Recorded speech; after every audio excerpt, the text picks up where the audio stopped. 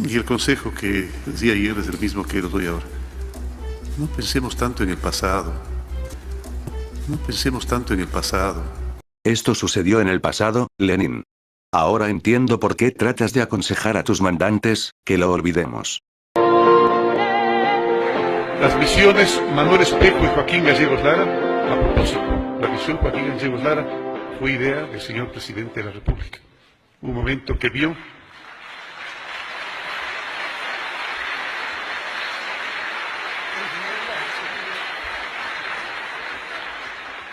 y el nombre también, por supuesto, ¿no?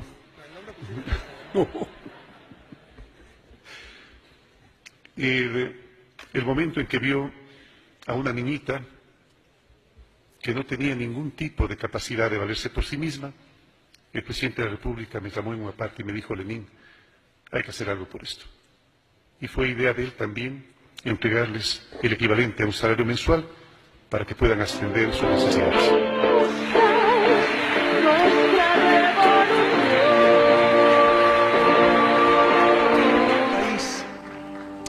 El próximo año, en este mismo día, habrá un nuevo gobierno.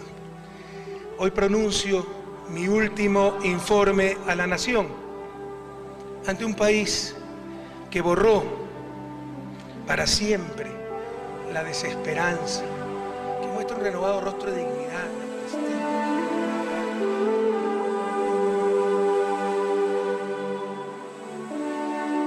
En 1979, cuando se inició la democracia ecuatoriana, hubo muchas esperanzas de que por fin iríamos a una sociedad y a un país mejores.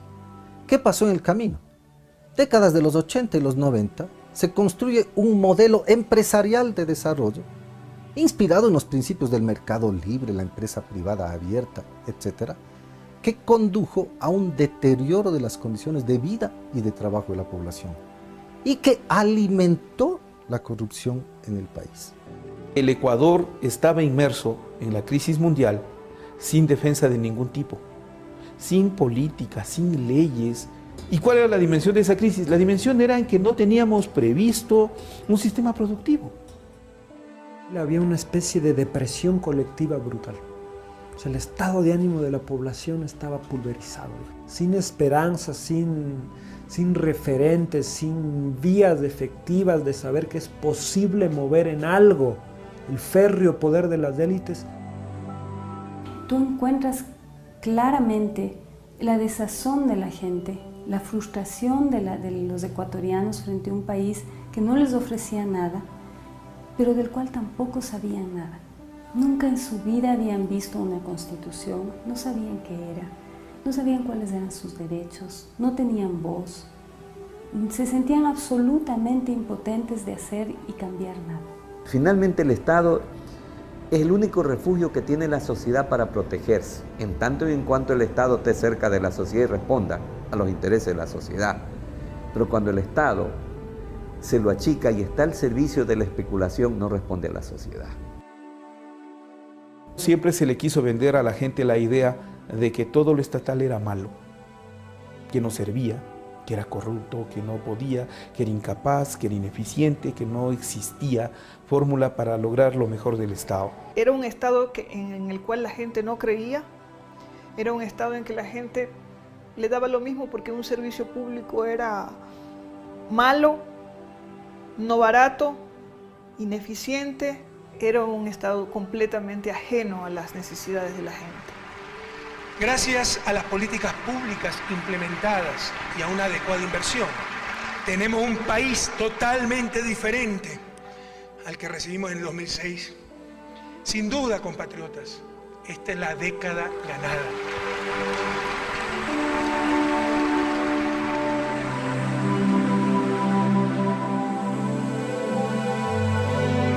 Paricuna, Imanala, Viachi, Iskun Guataquipa, Ecuadorca, Xicanmi, Iskun Guataquipa, Ecuadorca, Mushu Yascami, Kunanca, Mushu Ñancuna, Chacacuna, Milenio Yachana Huasicuna, Mushu Hampi Huasicuna, Yacuan Michata Ruranacuna, Shukunatat Pashmi Charinchik.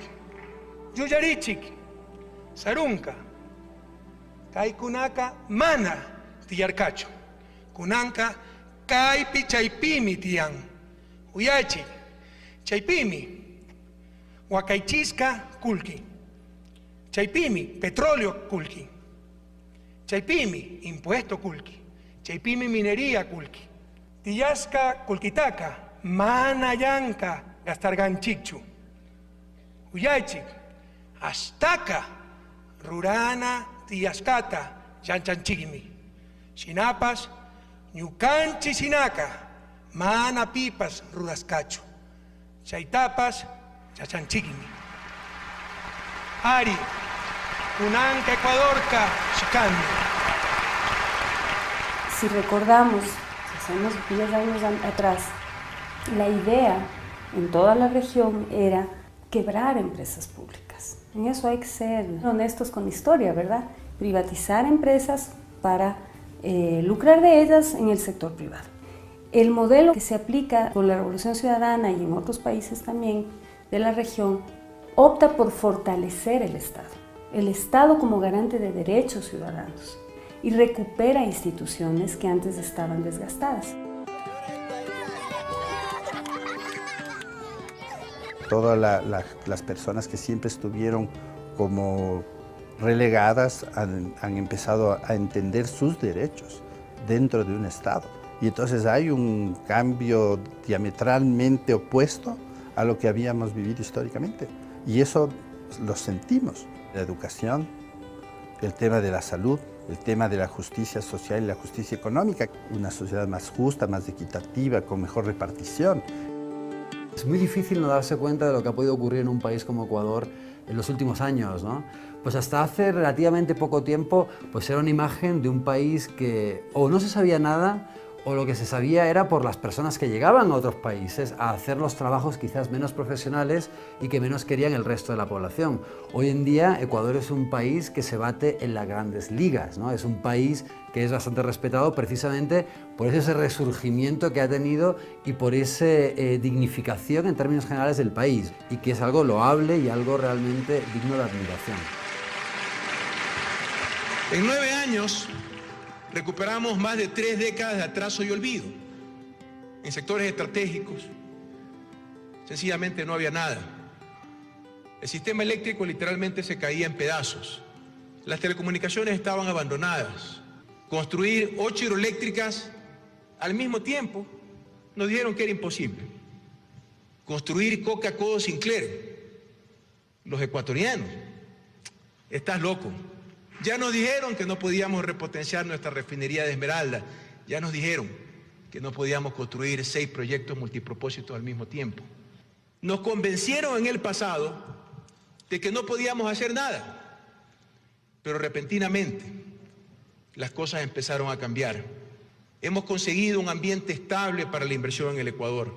Aquí hay energía, hay telecomunicaciones, hay agua, hay talento humano, hay estabilidad política, tenemos democracia, tenemos un plan de desarrollo para todos los ecuatorianos, para todos y todas, y por supuesto también para los inversionistas. Transformamos el Ecuador.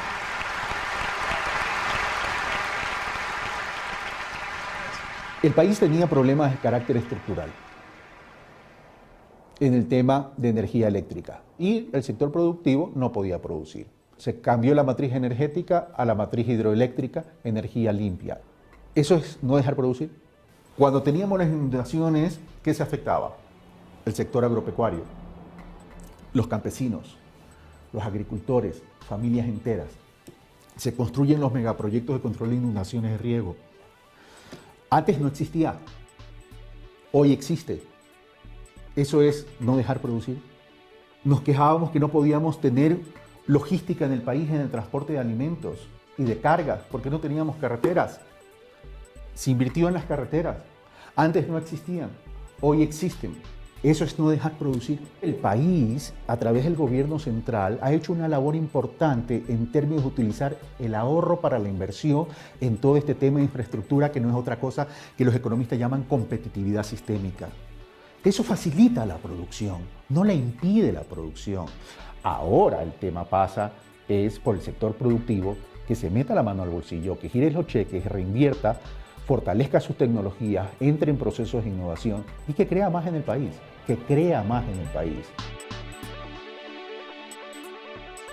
Decir en términos genéricos que este gobierno ha derrochado una bonanza petrolera, como es lo que he escuchado a muchos de los voceros de la oposición, de los partidos de oposición, me parece que es un despropósito. Me parece que este gobierno lo que ha hecho es encarar de manera decidida la necesidad de inversión estatal en áreas estratégicas, por un lado, de cara al futuro, y en áreas sociales. Creo que de ninguna manera esos son derroches ni gastos innecesarios. Creo que es algo que el país requería desde hace tiempo y creo que este gobierno lo ha hecho en términos generales de manera adecuada. Hoy enfrentamos una campaña orquestada de supuesto derroche, incluso en mi vida personal.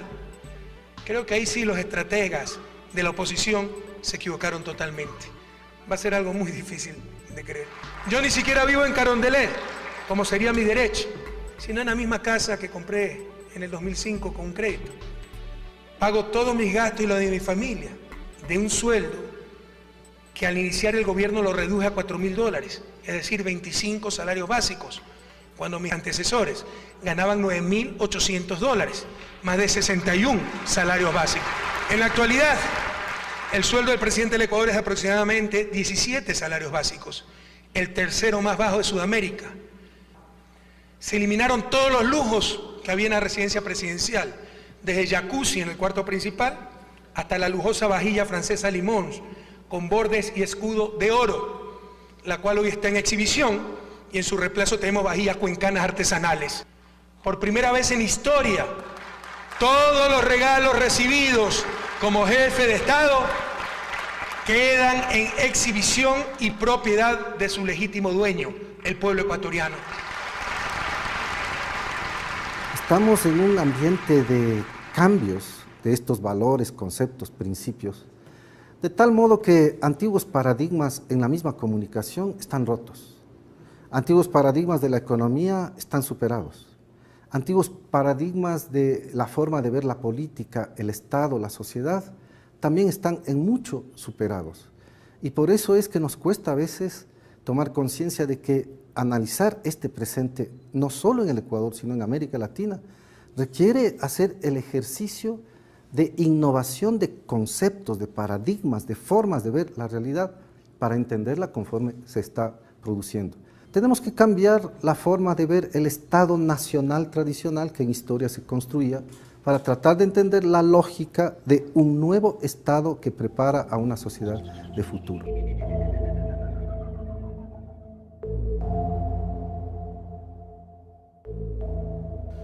Un país que ama la vida y cuyo pueblo admirable sigue de pie, pese a ser víctima de la mayor catástrofe natural de los últimos 67 años, solo superada en número de víctimas por el terremoto en la provincia de Tungurahua del 5 de agosto de 1949.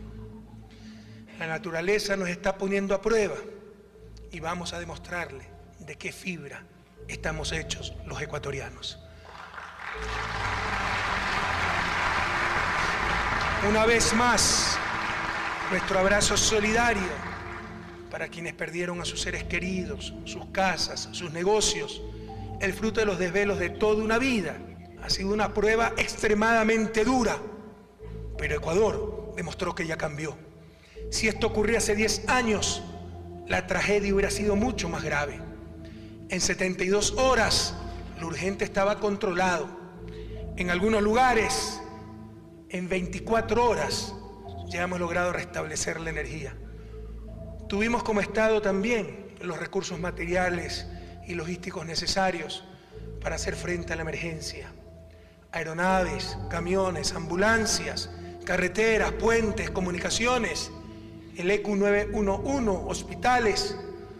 Respondió también el sector privado. Todo el país se unió en torno al desastre. En una sociedad moderna debemos actuar solidaria pero ordenadamente. Por ello hemos tenido que planificar medidas que permitan canalizar de mejor manera la solidaridad y la acción colectiva de todos los ecuatorianos para enfrentar estos momentos tan difíciles para la patria. Si grande es la tragedia, más grande es la voluntad del pueblo ecuatoriano para salir adelante.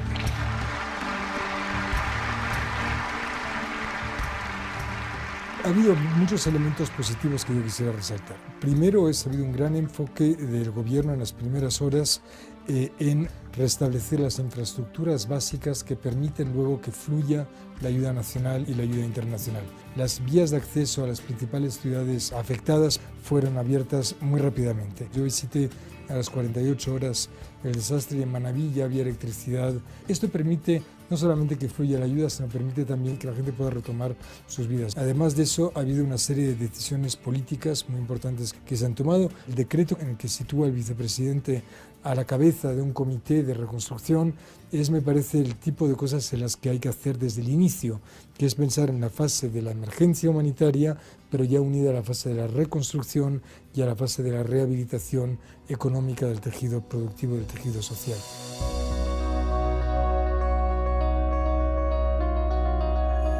Esta ha sido una década para el país de mucha adrenalina, porque había que recuperar todo lo que no se había hecho. En una década puedes hacer mucho, puedes hacer nada también, puedes retroceder 20 también. Imagínate, es un montón. Para mi hija es toda su vida. Los grandes cambios en términos de democracia y de ciudadanía y de participación se han dado en los últimos 10 años. A nivel del país, en 10 años ha pasado cosas muy interesantes.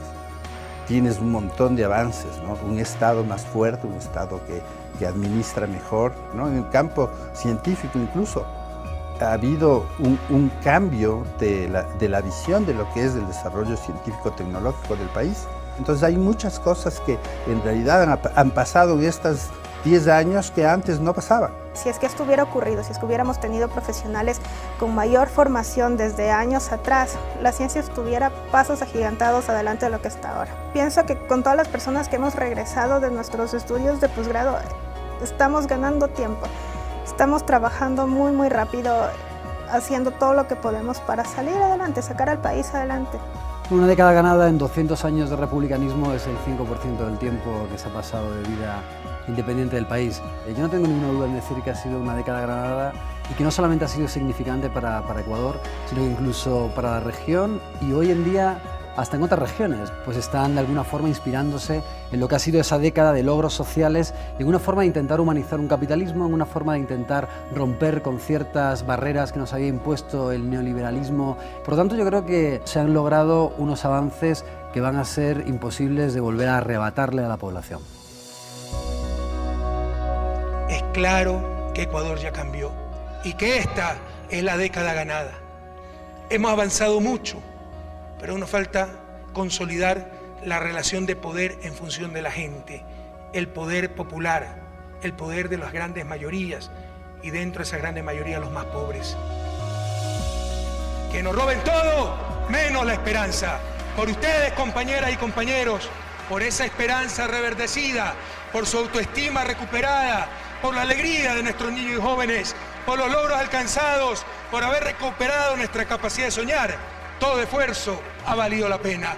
Muchas gracias, patria querida, y hasta la victoria siempre, compatriotas. Por todo lo logrado, en 10 años, Lenín Moreno pactó con los más corruptos del pasado. La partidocracia, la derecha elitista, la prensa corrupta, cuyos dueños son empresarios privados, y la banca privada. Para eliminar el legado que nos dejó un Lenín Moreno, ese pasado cambió la matriz productiva de Ecuador. Esto les duele tanto a los que tuvieron la oportunidad de sacar adelante al país, y no lo hicieron. Con proyectos progresistas, como el de la Revolución Ciudadana. Y solo por envidia, quieren desaparecer lo que nos beneficia a la mayoría de ecuatorianos, especialmente a la gente de clase media y baja, que tanto tiempo fue olvidada, engañada y sacrificada, a favor de unos cuantos sabidos, que todavía pretenden adueñarse de nuestra querida patria. Este es su maléfico plan. Publicidad del no, negada, por el CNE y la prensa nacional. Esto de la corrupción y la alternancia pega, ¿no? Con eso solo el grupito participa. La asamblea se queda entre nosotros. Nadie más. Acordamos la lista de alcaldes, ojo, ustedes miren las prefecturas, la presidencia. Hagamos acuerdos, pues, para ver a quién le toca. ¿Y a mí? ¿Qué me toca? A ti te toca votar por el candidato que nosotros pongamos. En la 2, toca decirles que no. Publicidad electoral 002, CNE 2018. Buenas, están cayendo en la trampa de la pregunta 3. Nadie lee los anexos. A partir del 5 de febrero comienza el reparto. A ti te tocan la Cortes y la Super de Bancos. Ya están las ternas. Muy bien. A ti la Contraloría. A ti, Luis, la Fiscalía. Excelente. Y a ti el Consejo Electoral.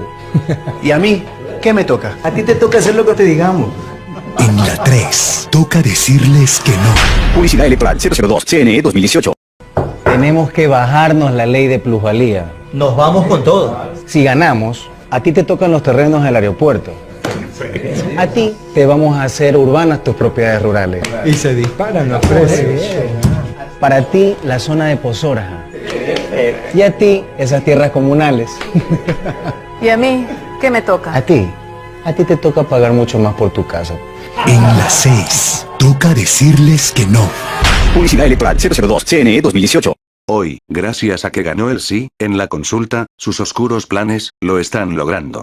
Pero el pueblo sabio, no se lo permitirá más.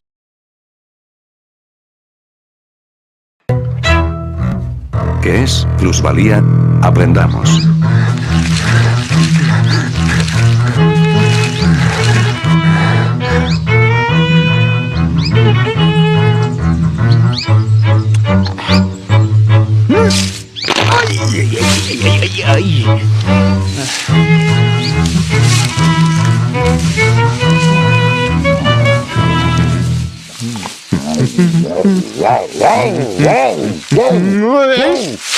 ¡Ay, quieto! ¡Quite, Kaiser!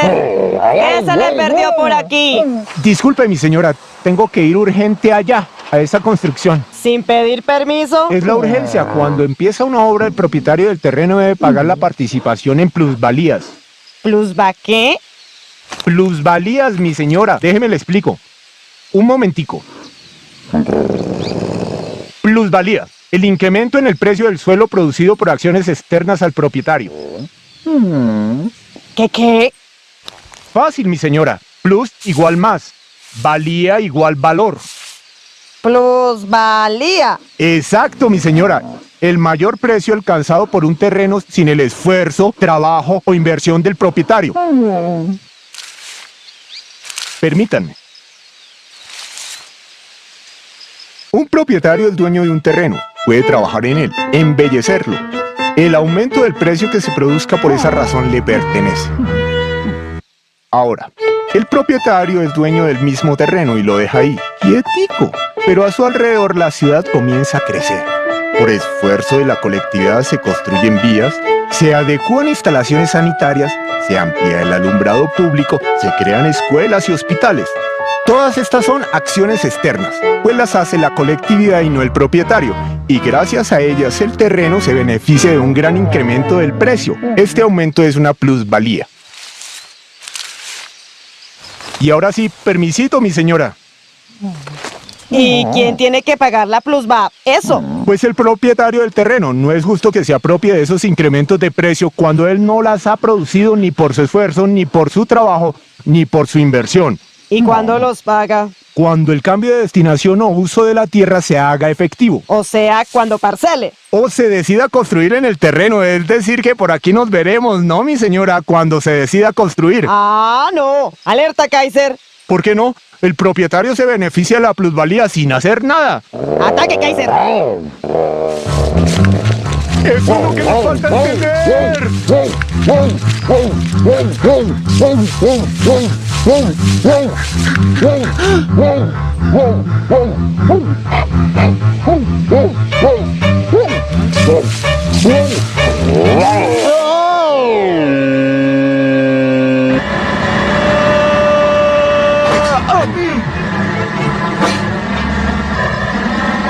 Oiga, don.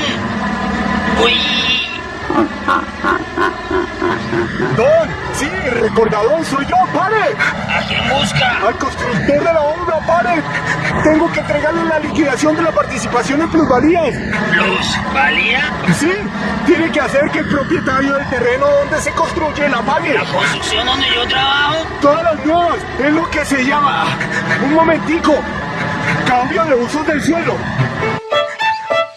Antes era un terreno rural, ahora una hermosa construcción. ¿Y por eso se aumenta el precio del terreno? Mucho, muchísimo. ¿Y la paga mi patrón? No, el propietario del terreno, para beneficio de la colectividad. ¿En beneficio mío también? De todos. Es un asunto de justicia social. O sea, una forma de devolver a la colectividad parte del esfuerzo que ha hecho en favor del propietario. Pues a la construcción.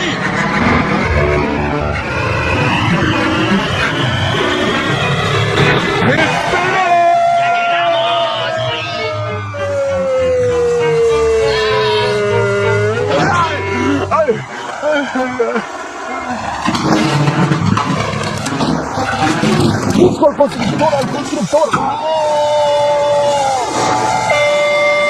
Órale, Alonso. No, se mueve. Hasta las 2. ¿Y el constructor? Por allá. Uy, no. Siéntese, no se afane. ¿Que no me afane?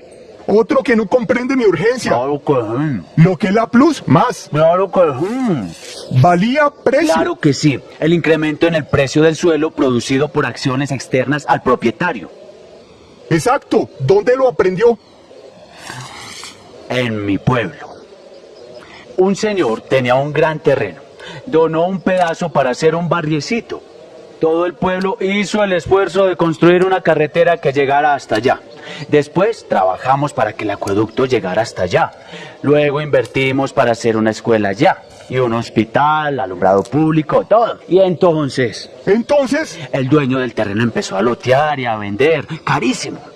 Ahora cada metro cuadrado de su terreno valía más. Mucho, muchísimo más. Porque el esfuerzo de toda la colectividad había incrementado el valor del terreno. Sin esfuerzo del propietario. Por ahí no puede bajar. No podemos esperar.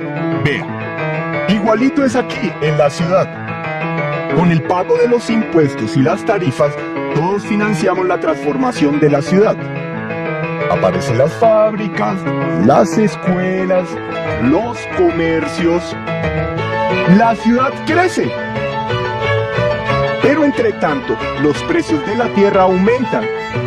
Y ahora hemos comprendido que una parte de ese incremento de los precios debe volver a la colectividad. Tiene mucha razón. Así, nos engaña la prensa. Considerando la mala situación del sector de la construcción, el presidente de la República anunció que enviará a la Asamblea Nacional un proyecto para reformar la llamada Ley de Plusvalía. Este aviso genera distintas reacciones en la Asamblea Nacional, ya que dicha ley fue aprobada al finalizar el año pasado con una mayoría oficialista de 79 votos. El presidente de la República, Lenín Moreno, hizo el anuncio en su informe de los lunes. La ley de plusvalía irá a revisión y expuso los motivos. Ustedes saben que la construcción es uno de los sectores que más genera trabajo. Sin embargo, según el Banco Central, durante el primer trimestre del 2017 fue el sector económico con peor evolución, reflejando una contracción del 7.3% respecto del mismo trimestre del 2016.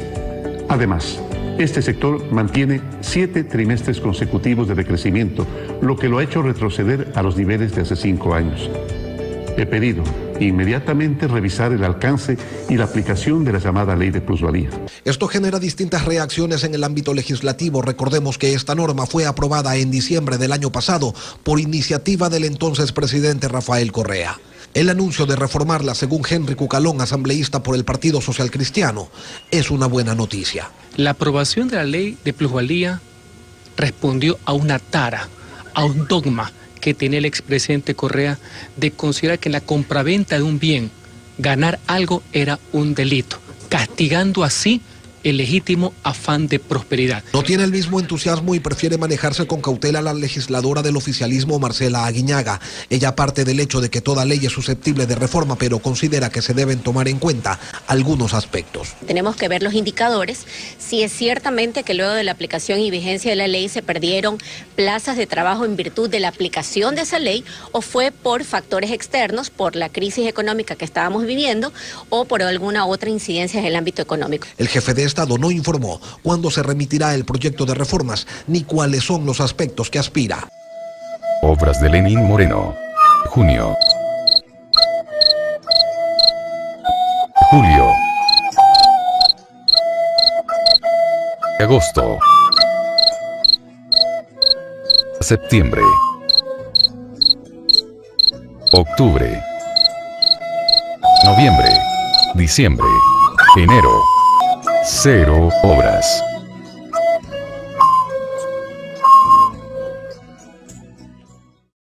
¿Quién era Lenín Moreno antes de Rafael Correa? Nadie. Correa lo sacó del anonimato. Moreno era director administrativo del Ministerio de Gobierno con Abdalá de presidente. A Abdalá lo votaron por corrupto. Lenín Moreno se quedó en la calle. Gustavo Larrea ya no pudo darle trabajo en la ALDU y no le quedó más que armar una pequeña agencia de turismo que no tuvo clientes. Empezó a contar cachos. En el 2006, Correa ganó las elecciones con un desconocido Moreno y le encargó el revolucionario programa Manuela Espejo, atender a personas con discapacidad. Moreno fue a la reelección y estuvo 4 años más junto a Correa, que ganó en una sola vuelta. Luego de 6 años de estar en el poder, fue enviado a Suiza durante 4 años. Con una vida cómoda en Ginebra, se le pidió ser candidato de país y lo aceptó. Ahora un desconocido, mirista y cercano al MPD, es presidente de Ecuador gracias al peso político de Correa, a quien traicionó desde el primer día.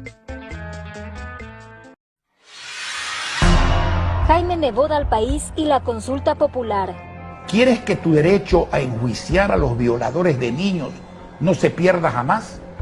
No hace falta una consulta popular para eso. Se lo hace por simple reforma legal.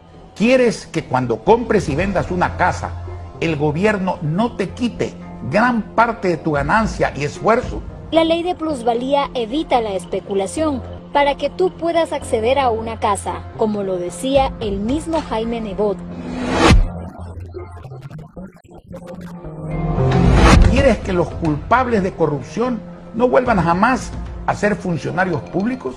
Eso ya existe en el COIP, artículo 278. ¿Quieres que la reelección exista, pero que no sea eterna? Para ser candidato, decía lo contrario en sus casi 20 años como alcalde. Lucharé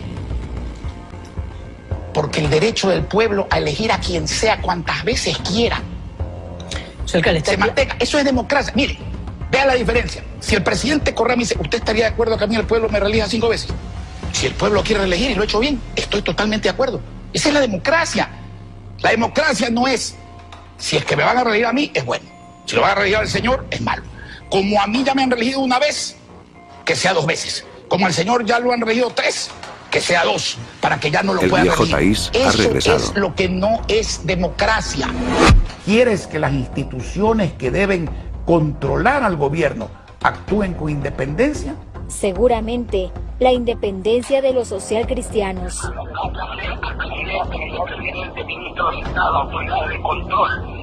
Y poner asesores, hay que darle una clave. No puedo poner para tipo, ¿no? Tú pones presidente, vicepresidente, ministro de Estado. Me comprates, ministro de Estado. Asesores económicos, yo hago la lista. El sí de los socialcristianos. El sí de sus intereses. Con estos vídeos, no es que defendamos a Correa, no. Defendemos el proyecto que tanto bien le hizo al país.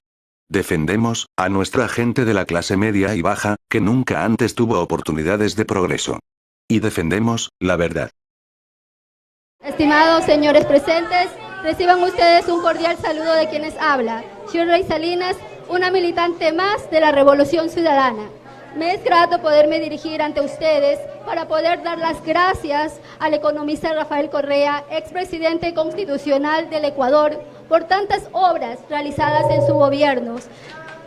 Una de las obras trascendentales fue la creación de la provincia de Santa Elena, y esto se lo debemos a usted, presidente. Y a la vez, darle las gracias, porque nunca es tarde para dar las gracias, por tantos beneficios realizados en nuestro país, por preocuparse por los más necesitados, por los más vulnerables y olvidados por los anteriores gobernantes, que solo nos dejaron un país sumergido en la pobreza. Y como usted decía, economista Correa, no podemos olvidar el pasado, porque el pueblo que olvida siempre será engañado, y que por ahora, por una consulta, pretenden estas mafias políticas enquistarse en el poder nuevamente. Una consulta totalmente llena de irregularidades y anomalías. Una consulta totalmente inconstitucional desde el inicio, totalmente llena de irregularidades, en donde solamente pueden hacer campaña los del sí y los del no ni siquiera pueden expresarse en los medios. Una consulta avalizada por el Consejo Electoral por 36 partidos políticos que apoyan el sí y apenas 4 por el no. Una consulta totalmente ilegítima en donde la mayoría de sus preguntas tuvieron que haberlo hecho por decreto presidencial, porque es claro que tiene que prescribir los delitos sexuales contra los niños. Eso ni siquiera se pregunta y se gastan 60 millones de dólares.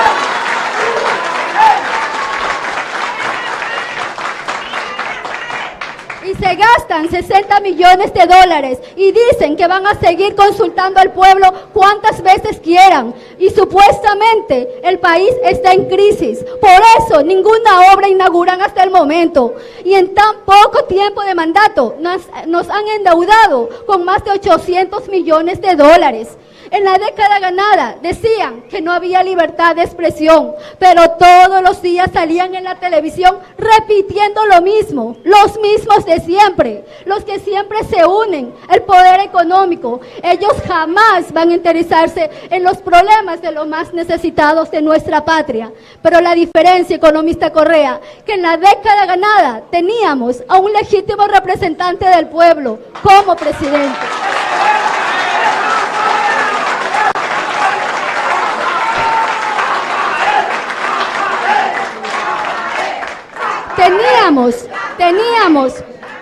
Tuvimos a un líder por presidente que nos enseñó que el líder es la persona que lucha por obtener una patria más justa y equitativa, con beneficios para todos, donde exista la igualdad, donde no exista la pobreza y la gente viva con dignidad. Y eso nos enseñó economista Correa y nos devolvió la dignidad a nivel internacional y nos hizo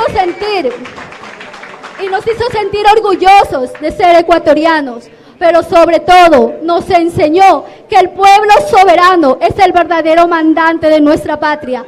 Por eso le digo, cuente con este pueblo valiente, cuente con este pueblo peninsular que le va a decir no a esa consulta mañosa, que le va a decir no queremos que nos gobiernen estas mafias políticas que dejaron destruido al país hace mucho tiempo, porque no podemos tolerar la mentira y la traición, porque simplemente no podemos tapar el sol con un dedo. Pero sobre todo, no se puede amar a Dios y al dinero. Por eso, economista Correa, cuente con nosotros, con los verdaderos revolucionarios.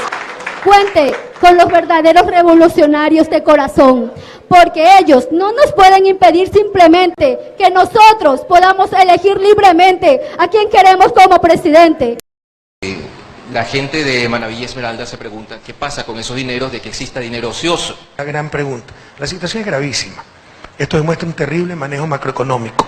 Se reconocieron ya 300 millones de reconstrucción de Manaví y Esmeraldas. Mejor no hubieran explicado por qué, porque quedaron peor.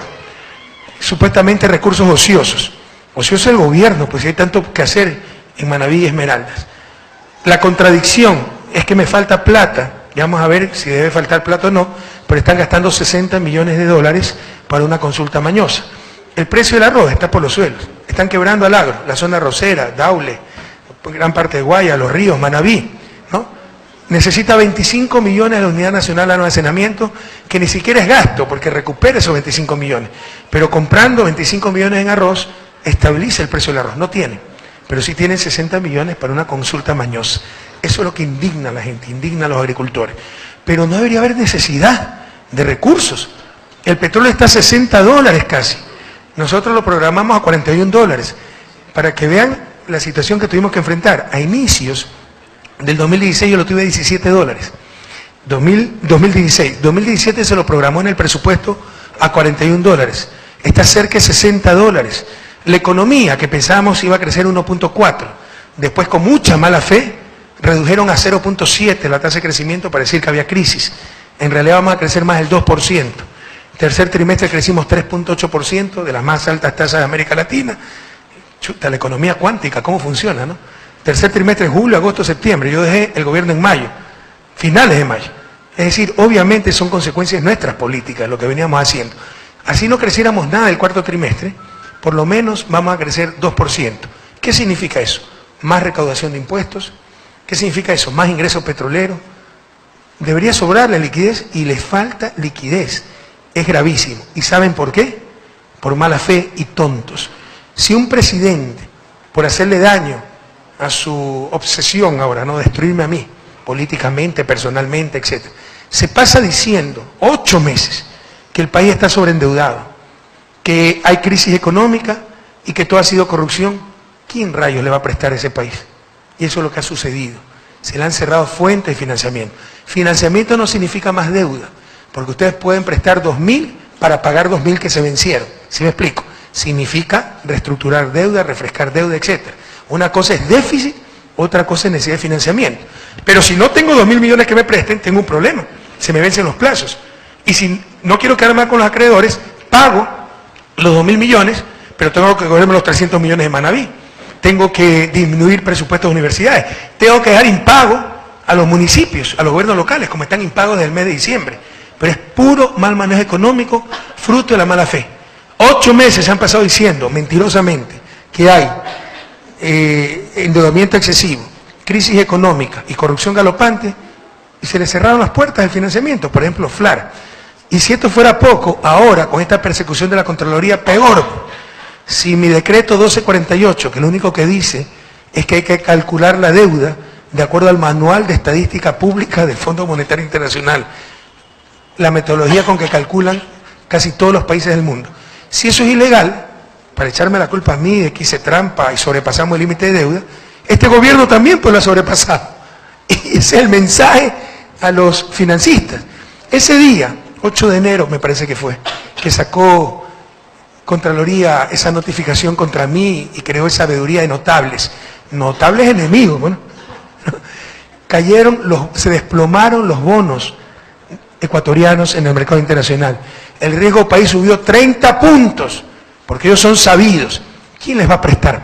Les tiene un grave problema de iliquidez por sus propias torpezas, pese a que el precio del petróleo está en $60 y la economía va a crecer al menos 2%, lo cual significa que la recaudación de impuestos va a ser mucho mayor que el 2016. Y eso significa, ya esto lo venían arrastrando, que el 2018 no van a poder construir una sola casa, no va a poder aumentar un solo bono, a no ser de que nos claven un paquetazo. Y ese es el plan que tienen. Después de la consulta, si la ganan con amplitud, clavarnos un paquetazo, asesorados por Jaime Durán Barba, el mismo que asesora a Mauricio Macri en Argentina, que después de ganar las elecciones para el Senado, clavó tremendo, allá le llaman tarifazo, al pueblo argentino. Lo mismo se va a dar aquí, porque se están comiendo la camisa, no tienen liquidez, tienen el agua hasta el cuello, pero no porque no les hayamos dejado la mesa servida. Para los mediocres nunca hay mesa servida, sino por su propio odio y por sus propias torpezas en el manejo macroeconómico. ¿Cómo están? Muy buenas noches. Bueno, yo soy Magdalena Robles y le estoy haciendo una cordial invitación para el 30 de agosto.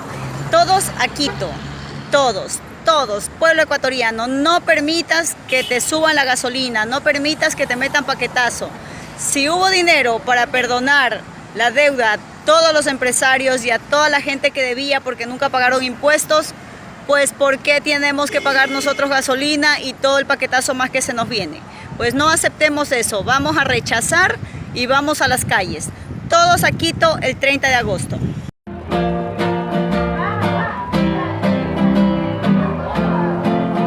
Rafael Correa, el gran líder de nuestra nación. Otra vez tú serás comandante de nuestro Ecuador. A mi patria le robaron Lenin, Lazo y Bucaram, y sus arcas son saqueadas por la garra de este cuántico traidor. Pero se levanta el pueblo con Correas a llevarlo al poder. Y por todos los confines se proclama que ya es libre el Ecuador. A luchar o morir. construyamos nuestro porvenir. Y en la ley, Rafael, por la patria yo debo morir. Otra vez a luchar nuestro porvenir. La parte de abajo y en la ley, Jorge Glass, por la patria yo debo morir. El 2, a mi patria le robaron Lenin, Lazo y Bucaram, y sus arcas son saqueadas por las armas de este cuántico traidor. Pero se levanta el pueblo, con Correa hasta llevarlo al poder. Y por todos los confines se proclama que ella es libre el Ecuador. ¡Viva el Ecuador! ¡Viva Rafael! ¡Viva Jorge Glass! Jorge Glass inocente.